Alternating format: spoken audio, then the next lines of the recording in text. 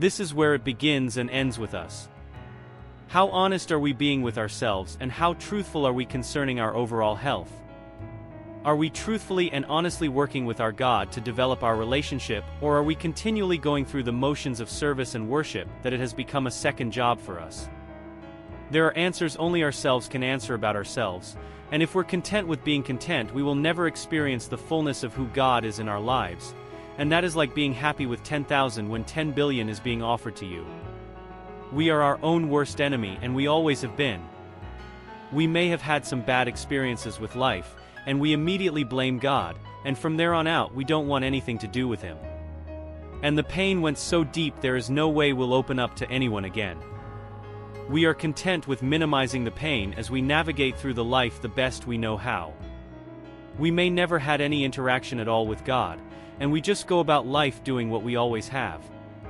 We may have been drugged to church every time the doors were open. Or we may be like all of us at one point or another in our lives and are caught right in the middle of those scenarios. No matter where we find ourselves in life and how much or little of our spiritual growth we have experienced, there is always room for advancement. The whole purpose of us humans is to grow and evolve with our Creator, as He guides and leads us into what true life and living mean. We are meant to be connected with love, live through love, and experience giving and receiving love. The constant denominator being the word love. We are meant to grow in our understanding of what love means. Not what love means to us, but what love means, period. There is a universal love that we are all supposed to be connected to, so there will be no other source that influences our perception of love, and that is our Creator, God. This is our duty as humans. Men, women, both young and old. This is our purpose, to learn and practice love and function in all of what the word love means. Love is patient, kind, forgiving, understanding, long-suffering, affectionate, just to name some of what love is. Love is a complex and profound emotion that may never be mastered by us humans, but it is our duty to learn, practice, and function in our newfound wisdom of love. How deep are you in your relationship with God? To determine that answer, how do you treat others? How do you react when you are treated unfairly or disrespected? Do you notice there are other people in the world at all? Are you understanding? How far can your patience be stretched? On and on the questions could come, but in the end it is up to us to learn from our Creator, and allow Him to teach us step by step, inch by inch, what love is and isn't, and that is the purpose of humankind. So what is a professional Christian?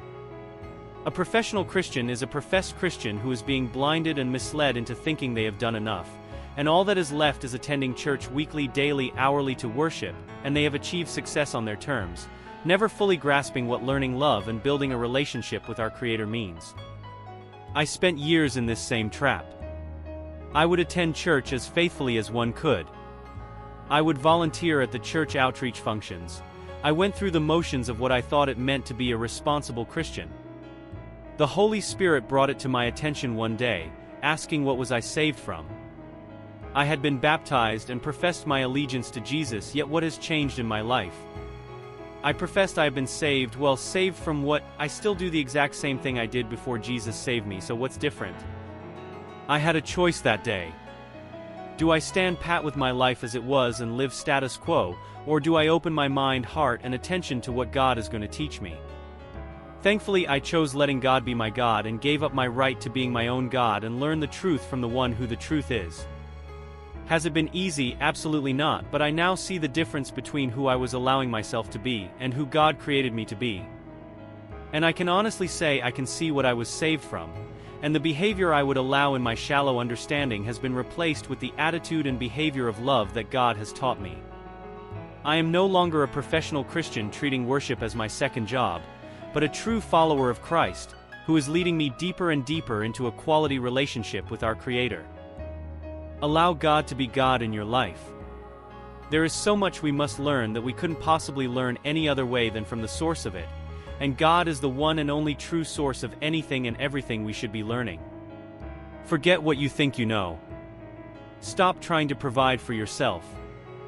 Throw out all the bad information we have gathered over the years. Our version of life, love and living is way off target. I beg you to allow God to be God in your life. God has done everything possible He can do to get us to understanding the truth of everything about everything.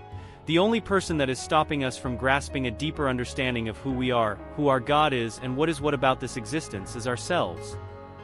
Stop being a professional Christian, and start to live as one of God's adopted children. God will lead the way. God will provide everything you need anytime you need it. God will teach you things that only He can teach. Let God be God, you will not be disappointed. God is faithful and keeps His promises. And I am not telling you this from what I have read, I am telling you this from what I have seen and experienced. God has led me, loved me, and kept me from self-destruction more times than I care to count. When I needed money, God provided. When I needed comfort, God was there. When I was scared, God picked me up and held my hand. I am telling you from the top, bottom, and sides of my heart all the way to my soul, you can count on God for anything and everything. You don't need a job, you don't need a house, you don't need a car. What you need is to sit back, stop trying to figure out life on your own, open your heart and mind, and allow God to be God in your life. God will open your eyes to a world we didn't even know existed, and will teach you how to love in every essence of the word. Please, I am begging you to let God be your God and follow Him 100%. I can fully attest to the authenticity and faithfulness of our God. He will not let you down. Stay faithful to the process and learn from our God, as is the whole purpose of our existence. Be blessed.